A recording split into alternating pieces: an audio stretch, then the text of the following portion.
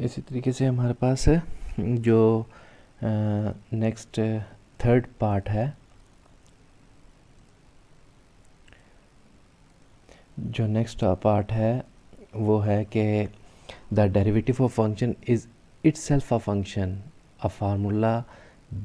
that describe how the original function is changing। तो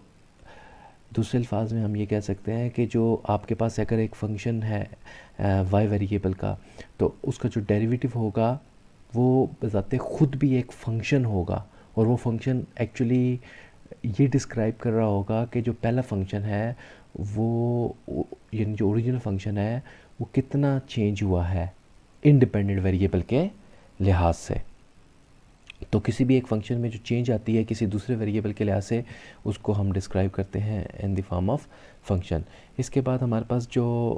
formal definition है function की, वो भी यही है जो मैंने अभी थोड़ी देर पहले फर्स्ट पार्ट में भी डिफाइन की थी। The derivative of f of x with respect to x is given by f prime of x which is equal to limit h approaches to zero f of x plus H minus F of x over h. यही वो formula है जो कि आपको slope दे रहा था at any point at any value of x, या journal जो स्लोप का हमने फार्मूला फाइंड किया था टेंजेंट लाइन की स्लोप का, वो हमारे पास यही फार्मूला था। और यही फार्मूला जो है वो फॉर्मल डेफिनेशन है हमारे पास डेरिवेटिव की। इसी तरीके से जो हमारे पास फिफ्थ वे है जिसके ज़रिए हम फंक्शन को डिफ़ाइन कर सकते हैं, जो कि मैं सेकंड पार्ट में डिफ़ाइन कर चुका हूँ, और वो ये है कि आपके पास ये भी एक अल्टरनेटिव फॉर्मल डेफिनेशन है, लेकिन फोर्थ और फिफ्थ पार्ट में फ़र्क सिर्फ और सिर्फ ये है कि फोर्थ पार्ट है कि आपके पास एफ प्राइम ऑफ एक्स है, यानी कि फंक्शन की वैल्यू है, फंक्शन का डेरिवेटिव है at any value of x, और जबकि यहाँ पे जो एफ प्राइम एट ए है यानी एक स्पेसिफिक वैल्यू एक्स की हो, तो उसके लिए हम ये फार्मूला यूज़ करते हैं F of x minus F of A over x minus H. तो आपको ये दोनों फार्मूले याद रखने की ज़रूरत है कि जब आपको इन जनरल बात करनी पड़ेगी, यानी डेरिवेटिव फाइंड करना पड़ेगा कि हम एक फ़ंक्शन लेते हैं और उस फंक्शन का जस्ट हम डेरिवेटिव फाइंड आउट करना चाह रहे हैं, तो फिर क्या होगा। और अगर हमारे पास अगर सिंपल हमारे पास एक स्पेसिफिक वैल्यू के करस्पॉन्डिंग डेरिवेटिव लेते हैं तो फिर क्या होगा। अच्छा, इस चीज़ को समझने के लिए ना हम एक दो एग्जांपल कर लेते हैं ताकि हमें आसानी से समझ आ जाए। तो हम स्टार्ट करते हैं इस एग्जांपल से कि हमारे पास एक फंक्शन है F of x is equal to से एक्स स्क्वायर माइनस टू। ठीक है, तो अब अगर देखें ये जो अभी हमने डिस्कस किए दो फार्मूलाज, एक फार्मूला है f prime eight of x का, जो कि है हमारे पास के आपके पास होगा limit h approaches to zero f of x plus H minus F of x divided by h. और दूसरा फार्मूला है f prime at x naught which is equal to limit x approaches to x naught f of x minus F of x naught divided by x minus x naught. ठीक है, ये है पहला formula f prime of x का। हम करते ये हैं कि ये जो हमारे पास फंक्शन लिया हुआ है इसको हम फाइंड आउट करते हैं, यानी इसका F prime of x find करना चाह रहे हैं, तो इस पहले फार्मूले के ज़रिए करते हैं। तो इस फार्मूले में सबसे पहले हम करेंगे ये कि जो हमारे पास न्यूमरेटर टर्म है इसको कंप्लीट करते हैं। इस न्यूमरेटर टर्म में हमारे पास क्या लिखा हुआ है, न्यूमरेटर टर्म में हमारे पास लिखा हुआ है कि हमारे पास F of x plus H है। तो जब भी आप डेरिवेटिव फाइंड करें इस मेथड से, तो आप स्टेप में अपने प्रॉब्लम को या अपने सॉल्यूशन को डिवाइड कर लिया करें। तो जबकि जो सबसे पहला स्टेप है इसमें हम क्या करेंगे कि जो फार्मूले का न्यूमरेटर टर्म है उसको कंप्लीट करते हैं, उसको बनाते हैं। तो हमारे पास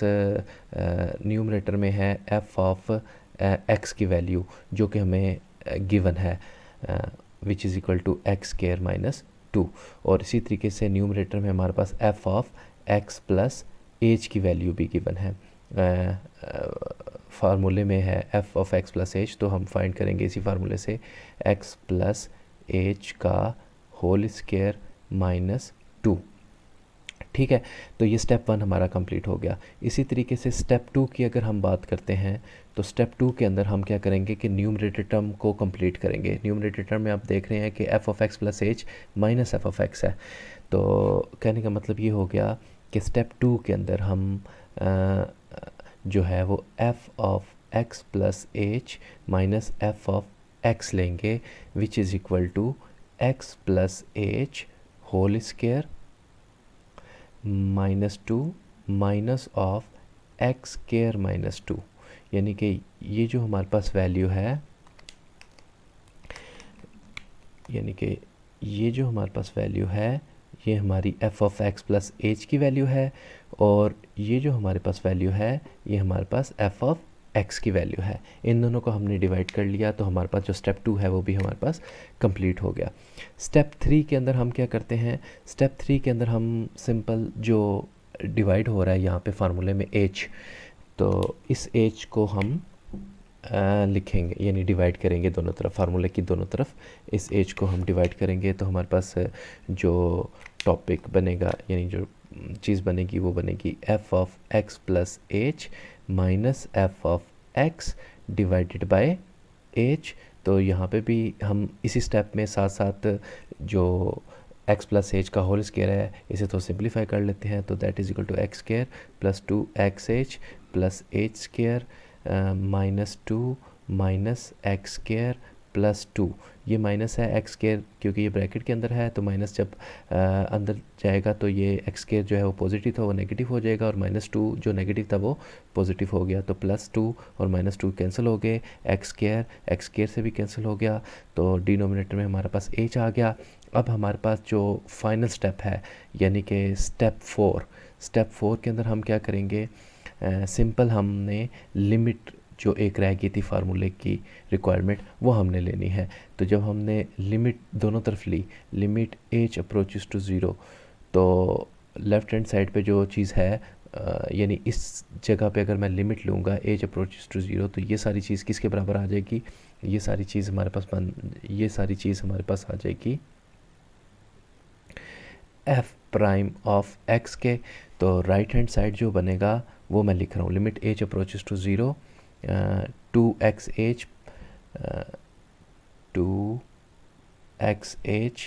plus h square divided by h। तो यहाँ पे अगर हम लिमिट h अप्रोचेस टू 0 लेते हैं और h को यहाँ से कॉमन ले लेते हैं, तो 2x प्लस h रह जाएगा whole divide by h, because h approaches to 0 it means h is not equal to 0, so we can cancel out h with h। तो फाइनली हमारे पास जो f प्राइम ऑफ x है वो equal हो जाएगा, जब h अप्रोचेस टू 0, h की जगह पे 0 पुट कर दिया तो that is equal to 2x। तो ये f प्राइम ऑफ x की वैल्यू हमें मिल गई है। तो इससे फ़ायदा ये होगा कि अगर आपको यहाँ पे कोई कहता है कि f prime at 2 find out करें, तो f प्राइम एट 2 भी फाइंड आउट करें, यानी किसी स्पेसिफिक वैल्यू को करस्पॉन्डिंग आपने फाइंड करना है। तो आपने f प्राइम ऑफ x निकाला हुआ है, इसी f प्राइम ऑफ x में x की जगह पे 2 पुट कर दें, तो आपके पास क्या चीज़ मिलेगी, f prime at 2 which is equal to क्या होगा, यहाँ पे मैं लिखता हूँ कि आपके पास f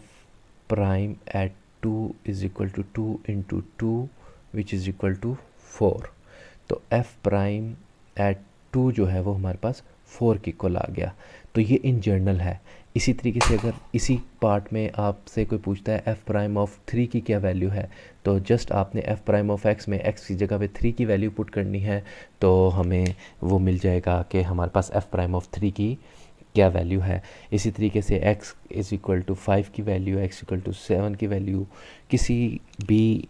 नंबर के करस्पॉन्डिंग हमें अगर डेरिवेटिव फाइंड करने को बोला जाएगा तो हम इजीली इस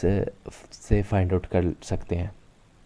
अब नेक्स्ट जो हमारे पास जो दूसरा फार्मूला है उसके रिलेटेड हम f prime of 2 he find करते हैं,